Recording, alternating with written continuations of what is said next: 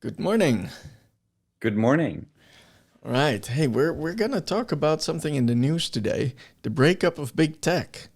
Yes, like almost every day for the past couple of years, Hmm. um, people have been trying to get new rules and regulations in place. Yeah. New law today announced is saying that companies like Apple cannot fill their phones pre-installed with apps as kind of another jab at breaking up big tech. We have Yeah. laws that try to fix do-it-yourself kind of fixing things. So yeah, the regulators are coming. Absolutely. So on the one hand, I'm excited about this because I like tinkering and I like fixing my own stuff. So right to repair is a big deal to me, you know? Um, I dream of a future where technology is both ubiquitous and user serviceable, um, which might be a pipe dream because Yeah. it's just you need to abstract away so much complication for that to be possible. On the other hand, low code, no code, it might happen. So on the one hand, I'm excited. On the other hand, I'm like, yeah, but we've been here. We've done this with the browsers. The regulators in Europe broke the monopoly of Microsoft Internet Explorer, which was a terrible browser. And so, we got some innovation, but now we basically all default to Chrome. So the winner takes all dynamics in digital markets lead to a monopoly eventually. Um, and you can break a monopoly, but you can't stop them from occurring as a regulator, I don't think. You can actually, and I'm not entirely. I think the way you form a law really impacts how it affects us, right? Right. We've been talking a lot about GDPR. That GDPR, the idea was more innovation, and we did Mm-hmm. see some innovation, Mm-hmm. um, but the big players benefit most because they have the money to actually commit to the GDPR. Yep. Um, It's a moat. it's a mode. Some regulation can benefit the monopolies, and you Right. see that with the breakup of with the browser war. Mm-hmm. Um, that does not mean that, for example, now we cannot create new regulations to break up Chrome, right? So that there is a way to go further. But um, I think if we go further back in time, there is a even better example, and that's how Europe managed to break up energy networks and telecom networks, Mm-hmm. and how the US did it. And Mm-hmm. the Mm-hmm. difference Totally in how different. they did it was huge. So in the US, for example, in Texas, we see now a lot of problems with the energy grid. Um, Yeah, what's Texas is interesting, a special case though because they kind of have their own grid a little bit. yes, but the special case goes further. Like in Europe, what we did was we said, okay, there's a network effect in the things that you have to put in the ground, the cables. And that network effect is so valuable, Yeah. we as a government say that is something we will regulate to the deepest end you can Right. imagine. Like the common carrier approach. Yes, yes. So everyone can provide power to my house Yeah. because, yeah, the cable goes in, but nobody owns the cable. The Well, cable, yeah, you have to pay like a subscription, but exactly. Exactly. Yeah. everyone is the same. And Yeah. I can just go online and pick whatever energy provider I want. I can pick the one that has purely solar energy. I can pick the one that has nuclear. I can pick whatever I want. I can Yeah. choose. I can do my research. Yeah. And there's innovation because of that. There's In innovation and there's consumer choice. there's choice.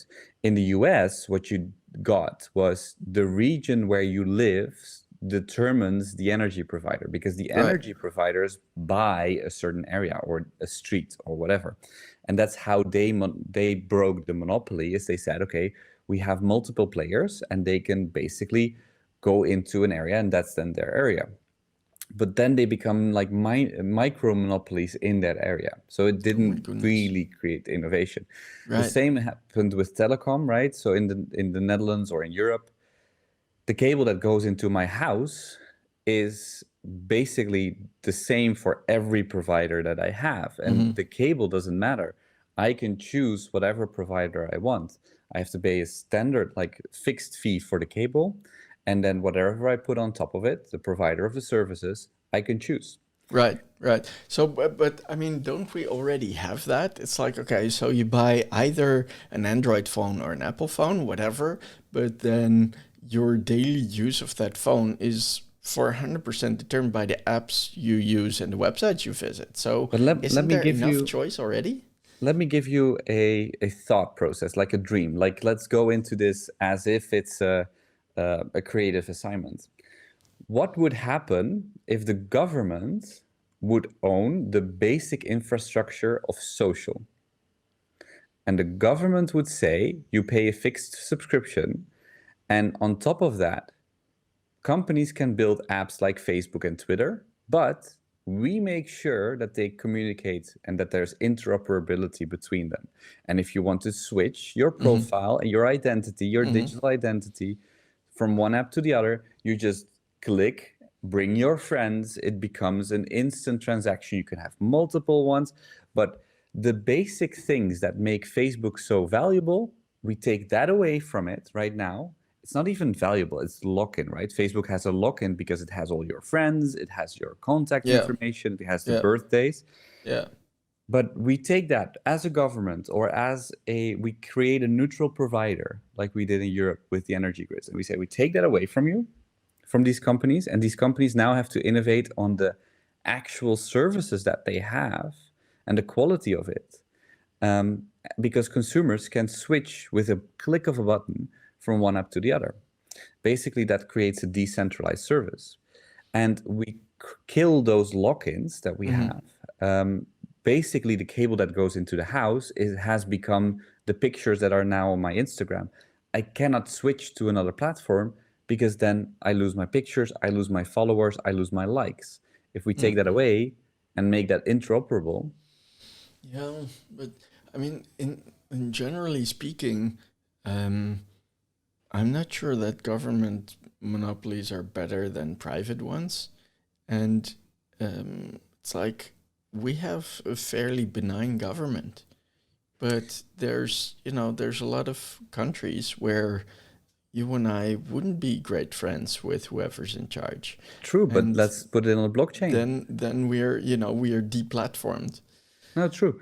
But let's put it on a blockchain. Let's make it a completely new. We have the technology to do this in a way that is completely interoperable, that cannot be like attacked basically by law of regulation. This is something that's neutral. We can do this. Technology is there. It is a choice of the companies. The technology is there to create a platform that I can send an iMessage in my iMessage app, Right. a message to your WhatsApp. The Yes, technology yes, is yes, there. yes, yes. That's actually should be trivial because Exactly.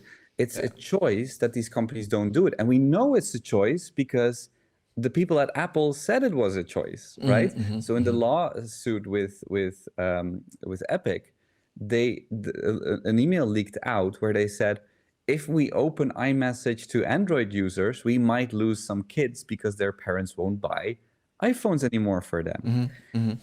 And I think that is so telling of the power of these network effects. yeah. And we've dealt with them in the past before. I think the main issue now, why we are not dealing with it at this point, and that's a big one, is that the lawmakers don't understand technology. Oh man, that's a whole different kettle of fish. We can talk for hours about that. But yes, Yeah. the questions that get asked of tech CEOs in Congress are just straight up embarrassing. Yeah. It's like somebody who works 7 hierarchical levels below them at the service desk would be like, Yeah. But let's just pose that your identity and everything connected to your identity, if that is the same as that cable that goes into your house, if that is yours Yeah, and if you own becomes your data. No, I like that future very much as I like to be able to tinker with devices. So Utopia, Tech Utopia for me would involve right to repair, would involve a personal collection of data and everything associated with me.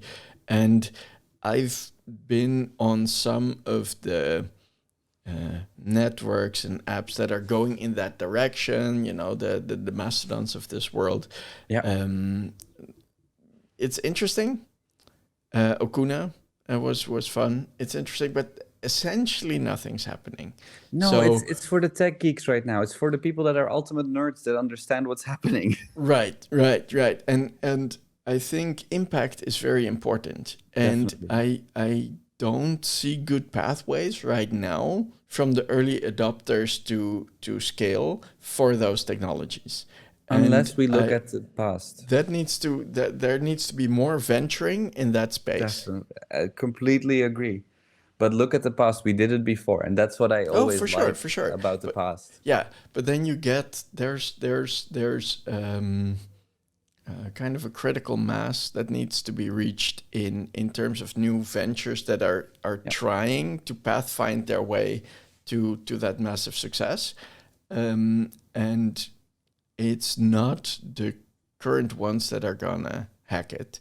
No, and it needs a push from regulators. I think what needs to be done, if I just make it into a process, I think the regulators need to analyze what makes these network effects so what do we need to basically make a neutral element of these network effects? And I think identity is the one. What do we take out of these network effects as a neutral element? We force the market through regulations to make that neutral, same as we did with cables that come into our house. Those are neutral cables. We make that neutral through law. We are very careful to protect what you just said. Exactly that is that identity is so essential to our core being. We cannot have as a government that this becomes a one player has every control over it thing. That's step one. So identify what elements need to become neutral, Yeah. then force the companies through law to make them neutral.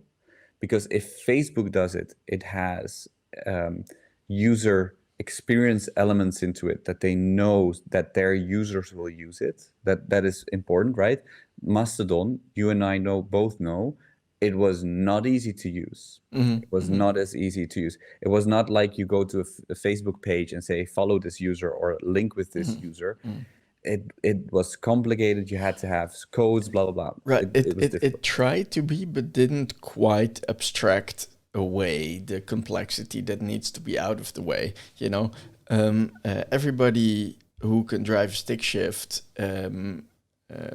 does it thoughtlessly after a while, but doesn't need to understand gearboxes. And that level of usability just needs to be kind of the entry level for going to market. Yeah, so I think, ideally speaking, in the same way that a constitution actually doesn't arrange for very much in itself, but it kind of safeguards things. People's right to their own data can be safeguarded without actually putting that data in the government's hands, and it can be maybe regulated for that once networks become essentially a utility, or smartphones do, or whatever, that a class of rules applies that imply open access for new entrants to that market to deliver value for consumers, a lot of consumer freedom, avoiding of lock-ins, and the possibility of innovation. So I'm with you on breaking up the monopolies. I'm very hesitant to then hand the monopoly to the government and say, you guys will probably be great custodians of all this power that you don't understand. No, Because but that's where I think I it can agree, go but I wrong. think what you can do is say the government is a code is rules, right? That's the interesting thing is in the United States they call it the tax code. And the thing is, what is happening with the tax code? Rich people are hacking the tax code because they have expensive hackers called accountants, that actually hack the text code and use it for them. What's interesting, if you then use that same thought process on identity, what is being done now is basically Facebook is hacking our identity away. I am more thoughtful of Facebook owning my identity right now than the government, right? So I'm I not so would sure, but okay. well, But I would say the government can set up rules on how to do this neutrally. I think that the government doesn't need to own it. That's the beauty of things that we can do with right, but blockchains. that's what I meant before as well. So things Yeah, can be regulated without being adopted by. exactly. Yeah, Yeah, like the tax code yeah, in a sense, or yeah. every other regulation that the government has. Mm. They don't own the power network in the Mm. Netherlands. Yeah, but But I mean, it will be hacked again in the future, and new monopolies will arise because digital that's markets have strong winner-takes-all effects. and the But government that's always is following innovation, right? The government right. doesn't lead innovation. Yeah, yeah, yeah. What was the thing from Glengarry Glen Ross where it's like first prize a car, second prize steak knives, third prize you're fired? Um, it's a brilliant movie, and actually Reid Hoffman quotes that a lot. But I think that's true about digital markets. There's a first place and second place, and the third place is just first loser. You know that Yeah, doesn't. I don't necessarily agree with that. That was the case with the oil market as well, and then Standard Oil was broken up. It was the case with the telecom market as well, and then telecom was broken up. I think every market that has strong network effects always has that initial idea that there's one player, and then they find a way to break it up. And the funny thing is, the market as a whole becomes more valuable every single time we've done it. Yeah. And so we now are in a place where we expect there's a winner take all market.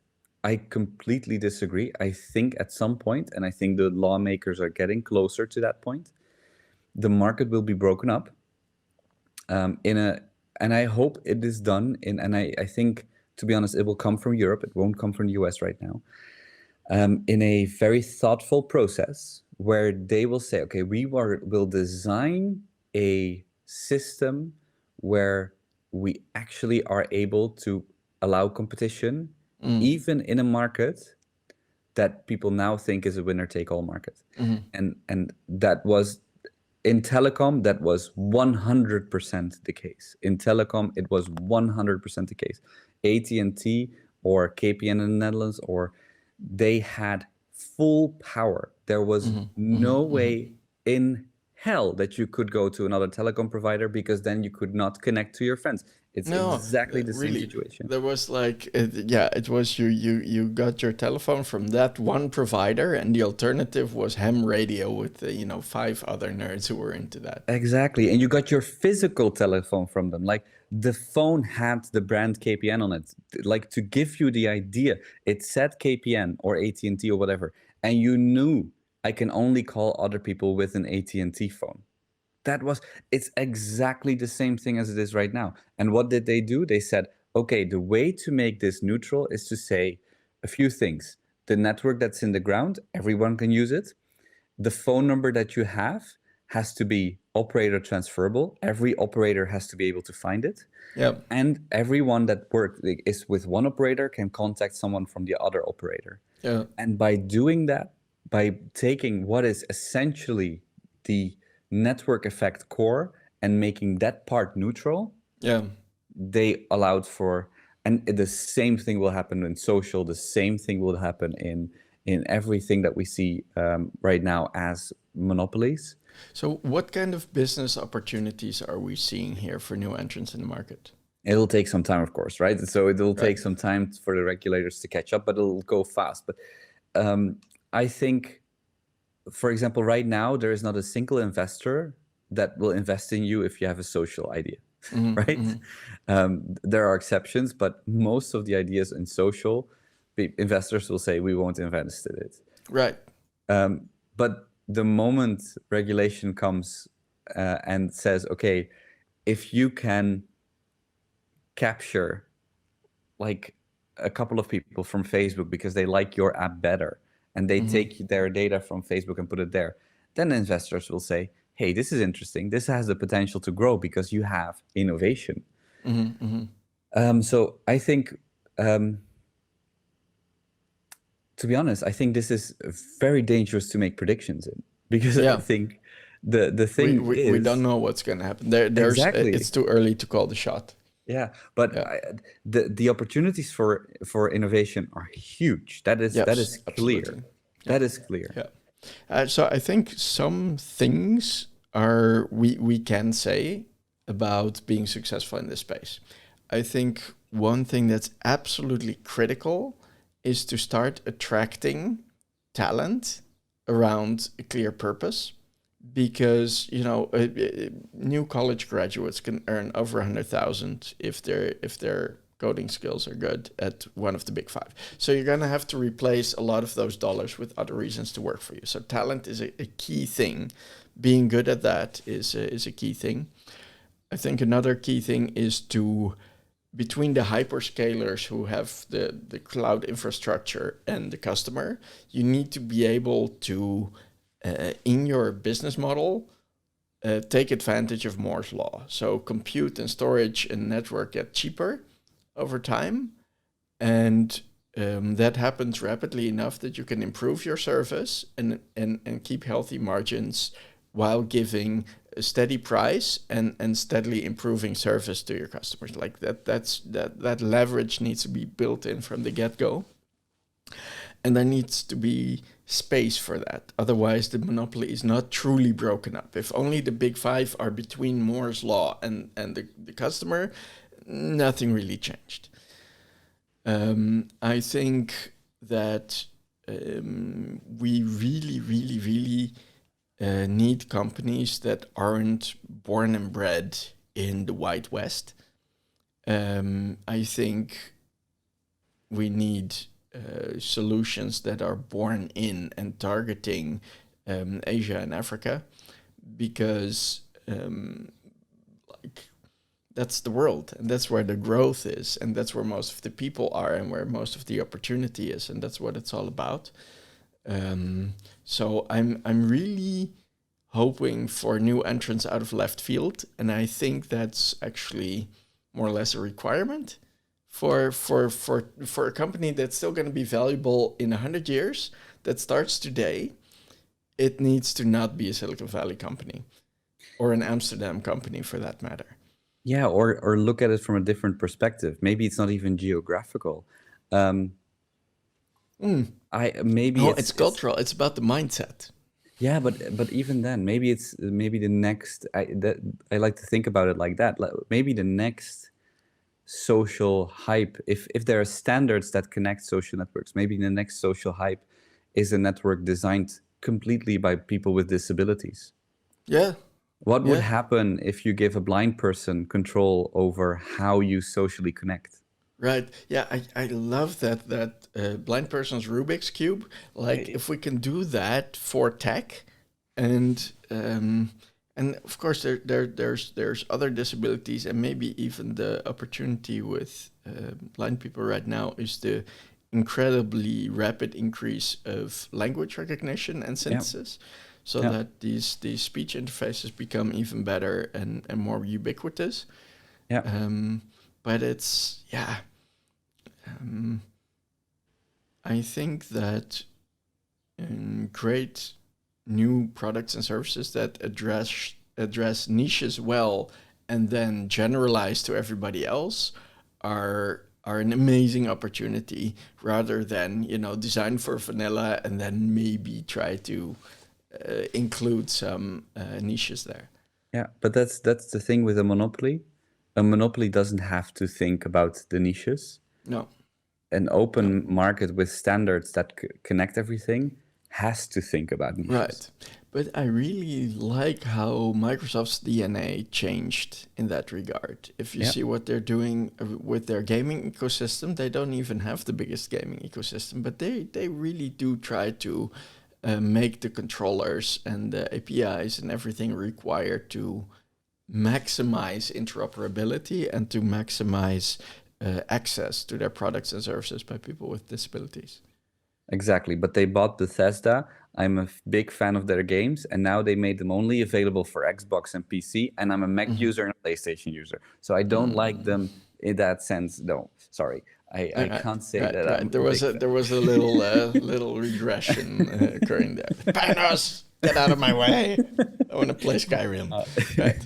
No, but I mean, I think we agree on one thing: open standards for these things. That's the thing with standards. The standards are amazing. Standards, we hate them, right? No. Look, without ISO standard stuff, no, but also right to repair only works with standards in place. I mean, if my Exactly. screwdriver doesn't fit any of the screws and any of the products, I might have a right to repair, but I still can't do it. Can you imagine that every computer provider, every phone provider has a different like connector to it, Oh man, and you have to it was find. almost the case. I know, but then you have to find a cable. Okay, on one hand I have an iPhone, on the other hand I have an Acer. How do I get a cable that has the Acer plug on one end, and that's like the standards. Standards are great. Are life. Yeah. We need to. This is a standard question, and standards come from regulation, and we need to make these things standardized, and that's where the government and the regulators need to move faster. And the same was with the privacy law. I think GDPR did more harm than good. But if they take it one step further, which I think they are, and make it into a standardized thing where they say, like Apple, because that's where Apple actually took. That's a funny thing, right? Sometimes monopolies do a good thing, but where Apple did like the dietary thing for privacy, like they have like these pictograms where they say, this is what this app uses from you. If I can put that on my website and that is my GDPR thing, ta-da, all of a sudden, all of that law and regulation and all of that research is gone. So if the government takes it one step further and says, we will introduce standards on there's how 5 flavors, right? Exactly. Yeah.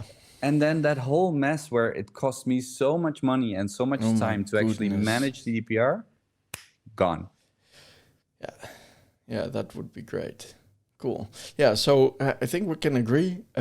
Big tech is being broken up. There are new opportunities arising. Massive. We can't say exactly what they are. We can say some things that are true about them, and we can explore some areas of opportunity. It's going to be very interesting to revisit this in 5 years and see what happened. Yeah. And I think it's going to come way out of left field for everyone. Yeah. And the interesting thing again about the past is that the speed at how fast it was eventually implemented, designed, and everything. And I think that is right now, again, that's the thing that you cannot imagine. Right now, if I think about breaking up tech and I think of a process that will cost like years. You'll be surprised. I looked it up, how fast it went to break up AT&T. That was within a year. Yep. Within a year, they broke up AT&T and they did Bell Labs and everything. And it just gave me the confidence that if regulators have the ambition to do something, and we know this happened in the Netherlands with the gas network, within 3 years, we had a national grid of gas pipelines. Yep. If regulators want something, it can happen incredibly fast. So the despair that I have sometimes of, it goes so slow and it's so slow. Yeah, no, I think that'll be okay. What gets me is people say, oh, no, it's too expensive. Like, oh, we can't convert houses to be energy independent because the investment's too large. The thing is, because of a lot of these exponential technologies, there's so much new value being unlocked. There's trillions and trillions of new value being unlocked, that it's far more expensive not to do these things than to do them. But they measure the cost in today's euros and the benefits in future ones at a heavy discount. And that is just, that's exactly the opposite of how to think about these problems. You have to discount your current cost and count your future benefit with a multiplier, because that's how it actually works. Yeah. Yeah, So yeah. The talk about breaking up monopolies, the Eneco announcement in the Netherlands saying we'll be faster than everyone with going off the gas and becoming fully sustainable in terms of like even the government is talking about 2050. Eneco, the energy company, one of the biggest ones, said 9 years from now we are off the gas completely right, because social stigma basically demands it from us. exactly. Yeah, We don't know how yet, but we know the technology is advancing so fast that in 9 years we will get there. yeah, I yeah, love that thinking. yeah, I love that. yeah. And we need influencers and tastemakers to be a lot clearer about their stance on this, because that has such a huge effect. That Yeah. has such a huge effect. Um, it's computationally intensive to figure out what the right thing is to do, and so belief and believability are an important part of that. Social change scales when believable people do the right thing. Yeah. Yeah, true. And I think for open standards, thank God, there's a lot of people that are talking about it in government, in like Yeah, Elizabeth Warren in the yeah, United States, big, yeah. outspoken, but also the people we listen to every day, like Scott Galloway and Kara Swisher. Dave This, Madden. Yeah, yeah, this is a process that's set in motion.